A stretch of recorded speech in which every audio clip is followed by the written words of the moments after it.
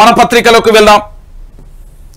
మీరందరూ చూడొచ్చు, మెట్రో విస్తరణపై సమీక్ష, 5 సెక్టార్లలో అభివృద్ధి ప్రణాళిక సిద్ధం చేయాలని అధికారులకు ఆదేశించిండు ముఖ్యమంత్రిగా ఉన్న రేవంత్ రెడ్డి. ఎందుకంటే దీనికి సంబంధించి మెట్రో రైలుపై సమీక్షా సమావేశం నిర్వహించి నిన్న పూర్తి స్థాయిలో కూడా మెట్రో ఫేజ్ 2 పై అధ్యయనంపై త్వరలో రిపోర్టు కూడా ఇవ్వాలని చెప్పిండు. దాదాపుగా దీంట్లో ఏంది అంటే ఇటు 100 ఫీట్ల రోడ్డు వేయాలని కూడా ప్రతిపాదనలు వచ్చినాయి. దానికి సంబంధించి ఏం జరుగుతుంది ఏం కథ అనేది కూడా చూడాలి. మెట్రో రైలు దాంతోపాటు హైదరాబాద్లో పూర్తి స్థాయిలో కూడా ఆ రోడ్డుకు సంబంధించి వెడల్పుకు సంబంధించి కూడా చర్చ జరిగింది. మరి రేవంత్ రెడ్డి గారు ఆ రిపోర్ట్ ఏమవుతుంది ఏం కథ అనేది కూడా మనం చూడాల్సిన పరిస్థితి కనబడుతుంది. ఇక దాంతోపాటుగా ఈ అక్క చూద్దాం ఒకసారి.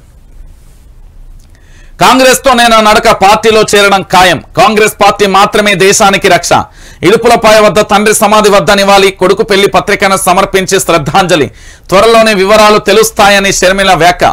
కాంగ్రెస్ పార్టీలో విలీనం కానున్న షర్మిల పార్టీ అగ్రనేతలతో 4న సమావేశం కానున్న షర్మిల వారి సమక్షంలో ప్రకటనలు చేయనున్నట్లుగా సమాచారం. వైఎస్ఆర్టీపీ సమావేశంలో నేతలకు స్పష్టత, నేటి సాయంత్రం ఢిల్లీకి వెళ్లనున్నట్లుగా కూడా చెప్తున్న పరిస్థితి అయితే కొనసాగుతుంది.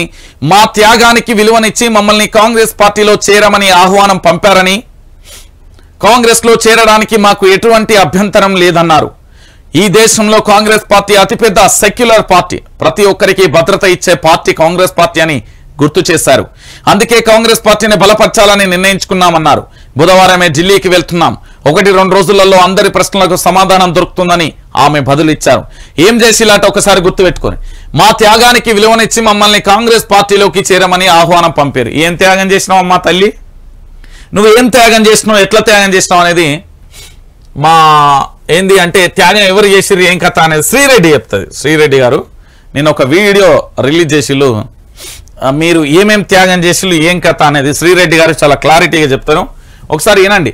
తెలంగాణ ప్రజలారా మీరు వినాల్సిన బాధ్యత ఉంటుంది. శ్రీరెడ్డి చాలా క్లారిటీగా చెప్తుంది. ఏను తెలంగాణలో బకరాలు చేద్దాం అనుకున్నాను, కుదరలేదు. కాంగ్రెస్ లో ఏలు పెట్టి గెలుగుదాం అనుకున్నాను, వాళ్ళు తెలంగాణ నుంచి తరిమేస్తే ఇప్పుడు నేను ఆంధ్రాకు వద్దాం అనుకుంటున్నాను. మా సొంత అన్న అయినా సరే, అక్కడ ఉన్నది ఎవరైనా సరే, ఇప్పుడు నాకు ఎంపీ సీటు కావాలి, నాకు ఆస్తులు పోగొట్టుకోవాలి. మీరందరూ హిందూ మతంలో ఉంటే నేను వచ్చి మతం మార్పిచ్చేస్తా, పార్టీలు మార్పిచ్చేస్తా, నేను అన్ని కిలికేయడమే నాకు ఇష్టం. పుట్టబోయే మనవడికి ఆంధ్ర మొత్తం రాసిచ్చేద్దామని ప్లాన్ వేసా. మరేంటి మీరందరూ బకరాలు అవడానికి రెడీగా ఉన్నారా? అయ్యా, తెలంగాణలో బకరాలు చేద్దాం అనుకున్నాను, కుదరలేదు. కాంగ్రెస్ లో ఏలు పెట్టి గెలుగుదాం అనుకున్నాను, వాళ్ళు తెలంగాణ నుంచి తరిమేస్తే ఇప్పుడు నేను ఆంధ్రాకు వద్దాం అనుకుంటున్నాను. మా సొంత అన్న అయినా సరే, అక్కడ ఉన్నది ఎవరైనా సరే, ఇప్పుడు నాకు ఎంపీ సీటు కావాలి. విన్నారు కదా వైఎస్ షర్మిల గురించి శ్రీరెడ్డి మాటలలో ఒకసారి మీరు మళ్ళీ వినాలి. ఎందుకు అంటే దీని వెనుక చాలా తాత్పర్యం ఉన్నది. కాంగ్రెస్ లో ఏలు పెట్టి గెలుగుదాం అనుకున్నాను, వాళ్ళు తెలంగాణ నుంచి తరిమేస్తే ఇప్పుడు నేను ఆంధ్రాకు వద్దాం అనుకుంటున్నాను. మా సొంత అన్న అయినా సరే, అక్కడ ఉన్నది అది శ్రీరెడ్డి గారు వైఎస్ షర్మిలకు చాలా క్లారిటీగా ఒక కౌంటర్ ఇచ్చిండ్రు. ఎందుకు కౌంటర్ ఇచ్చిర్రు అంటే,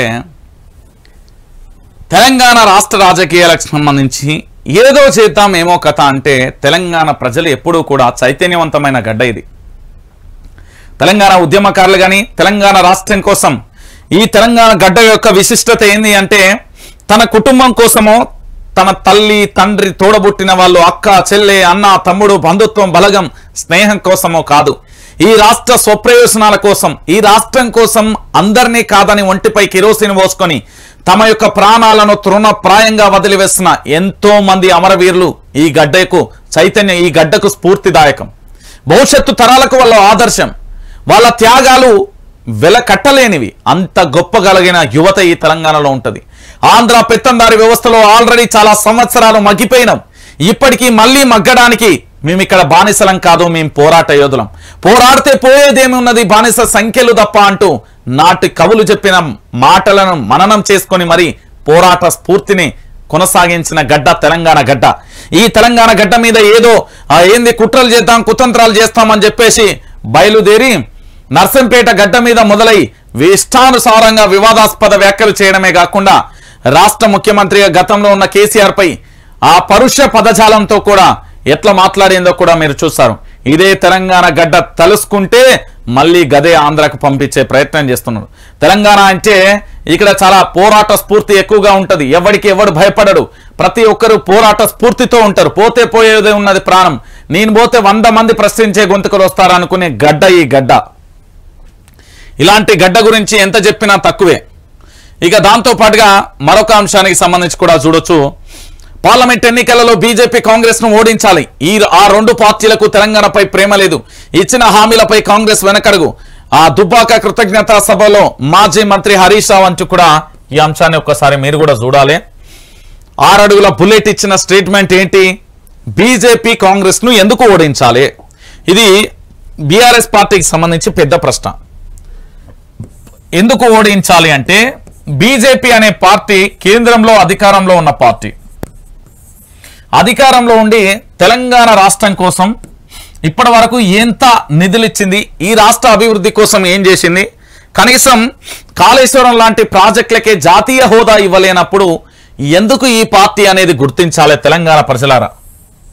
ఇంకొకటి కాంగ్రెస్ పార్టీకి సంబంధించి కేవలం కేంద్రంలో కాంగ్రెస్ పార్టీ అధికారంలోకి వచ్చి రాహుల్ను మాత్రమే ప్రధానమంత్రి అభ్యర్థిగా కూడా నిలబెడతామంటూ కూడా ఒక ప్రధాన ఎజెండాగా కొనసాగుతున్న పరిస్థితి. మరి అక్కడ కేవలం గాంధీ కుటుంబానికి సంబంధించిన వాళ్ళే ఎందుకు ప్రధానమంత్రి సీట్లో కూర్చోవాలి, ఆ సీట్లలో ఎందుకు సామాన్యుడు కూర్చోకూడదు అనే విషయాన్ని కూడా మీరు గుర్తుపెట్టుకోవాలి.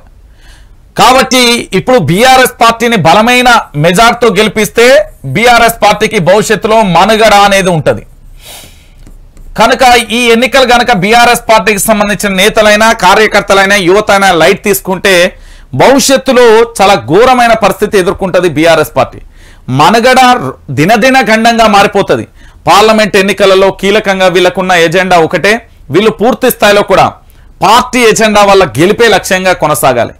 లేని ఏడల మాత్రం వల్ల పరిస్థితి చాలా ఘోరంగా ఉంటుంది బీఆర్ఎస్ పార్టీ. వాస్తవమైన విషయం. హరీష్ రావు అందుకే చెప్తున్నాడు పార్లమెంట్ ఎన్నికలలో బీజేపీ కాంగ్రెస్ ను ఓడించాలి అని. ఇక దాంతో పాటుగా